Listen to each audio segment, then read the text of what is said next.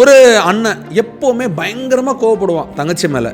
சின்ன வயசுலேருந்தே அந்த தங்கச்சிக்கு அந்த அண்ணனோட கோவம் பார்த்து பார்த்து பழகிருச்சு. அதனால அண்ணன் கோவக்காரன் தான், ஆனால் குணம் படைத்தவன்றது அந்த தங்கச்சிக்கு தெரியும். இப்போ இந்த அண்ணனுக்கு வந்து ஒரு கல்யாணம் நடக்குது. இதுக்கு முன்னாடி வந்து அதை வீட்டில் பயங்கர செல்லமாக வச்சுருந்தாங்க. அதுக்கு கோவம்னா என்னன்னே தெரியாது. இந்த அண்ணன்காரன் என்ன பண்ணுறாரு, தான் தங்கச்சி மேலே கோவப்பட்ட மாதிரியே மனைவி மேலேயும் ஒரு அக்கறைப்பட்டு கோவப்படுறாரு. ஆனால் அந்த மனைவிக்கு இந்த லாங்குவேஜ் புரியல.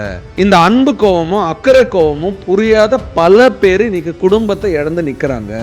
டக்கு டக்கு டக்குன்னு ரியாக்ட் பண்ணிடுறாங்க. உடனே இந்த பொண்ணு என்ன சொல்லுது, எங்க அப்பா கூட திட்டினதுன்னு சொல்லி ஒரு பிரச்சனை அது அப்படியே கொஞ்சம் கொஞ்சமா பெருசாகி ஒரு டைம்ல குடும்பம் பிரிஞ்சு போயிடுது. முதல்ல ஒரு விஷயத்த வேணும் அப்படின்னா இது என்ன, எதுக்காக இது இப்படி பண்றாரு, எதுக்காக இப்படி பேச. சில பேர் வீட்டுக்காரர் கூட ரொம்ப கோவப்படுற மாதிரி உங்களுக்கு தெரியும். நீங்க கொஞ்சம் யோசிச்சு பார்த்தீங்கன்னா, எங்க இந்த மனுஷன் எப்படின்னு எனக்கு முன்னாடியே தெரியாதுங்க. ஏன்னா தேவையில்லாத ஒரு 6 வருஷம் சண்டை போட்டுருக்க மாட்டேங்குன்னு சொல்லுவாங்க. உண்மை. இவங்களை நான் வேற மாதிரி நினைச்சிட்டேன். இவங்க இவ்வளவு நல்லவங்களான்றது எத்தனையோ பேர் பிரிஞ்சு போன உறவுகளை நினைச்சு இன்னும் காயப்பட்டுட்டு வேதனையில இருப்பீங்க. ஆமா, ஓகே.